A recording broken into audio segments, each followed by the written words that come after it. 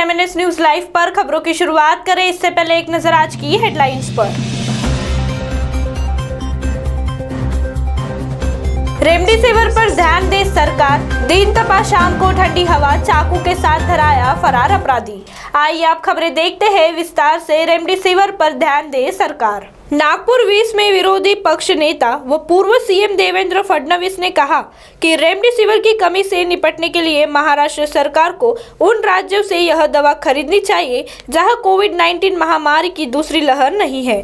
साथ ही उन्होंने remdesivir injection की कालाबाजारी के खिलाफ कार्रवाई की मांग की है।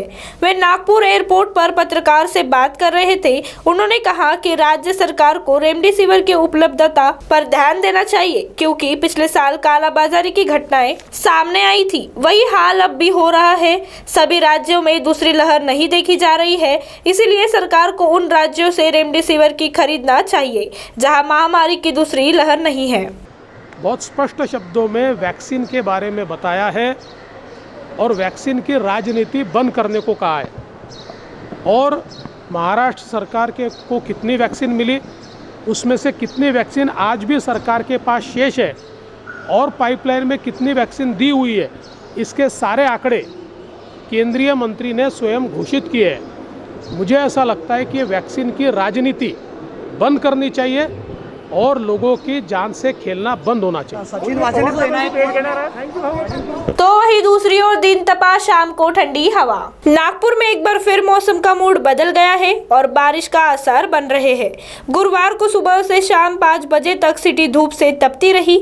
मौसम विभाग ने सिटी का अधिकतम तापमान भी 41.3 डिग्री दर्ज किया, जो औसत से 1.7 डिग्री अधिक रहा। वही न्यूनतम तापमान 22.6 डिग्री पर पहुंच गया है। लेकिन शाम को अचानक मौसम बदल गया। आसमान में बादल छाए और तेज आंधी चलनी शुरू हो गई। करीब 5:45 बजे तेज हवाएं शुरू हुई। इनमें ठंडकता भी थी। ऐसे लग रहा था कि जैसे कहीं बारिश भी हुई हो। करीब 1 घंटा तक हवाएं चलती रही, जिसमें मौसम राहत भरा हो गया। तो वही तीसरी ओर चाकू के साथ धराया फरार अपराधी। शांतिनगर पुलिस ने गश्त के दौरान आपराधिक मामलों में फरार आरोपी को चाकू के साथ दबोचा। पकड़ा गया आरोपी कुशीनगर निवासी अरविंद अशोक धनसुरे बताया गया है।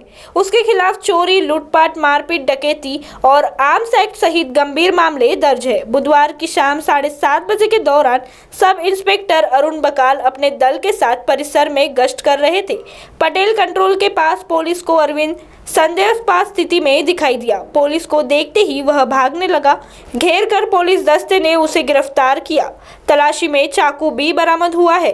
जांच करने पर पता चला कि कलमना थाने में दर्ज 2 मामलों में वह फरार था। उसने पकड़े जाने की जानकारी कलमना पुलिस को दी गई। हेड कांस्टेबल वकील शेख प्रकाश पखान और प्रवीण जाधव ने कार्रवाई को अंजाम दिया। अब आप हमारे चैनल को ऐप पर भी देख सकते हैं। प्ले स्टोर में जाकर एमएनएस हिंदी लिखिए और ऐप डाउनलोड कीजिए। साथ ही साथ आप हमारे फेसबुक पेज को भी लाइक कर सकते हैं और उन पर भी खबरें देख सकते हैं। लिंक हाइक ट्विटर, इंस्टाग्राम पर भी आप हमारे खबरों को देख सकते हैं। आप हमारे चैनल को यूट्यूब पर भी देख सकते हैं और इस यूट्यूब चैनल को सब्सक्राइब करना ना भूलें। फिलहाल वक्त तो चला है एक ब्रेक का। ब्रेक से लौटने के बाद देश और दुनिया की तमाम खबरें देखने के लिए जुड़े रहिए हमारे साथ एमएनएस न्यूज लाइव पर। नमस्कार।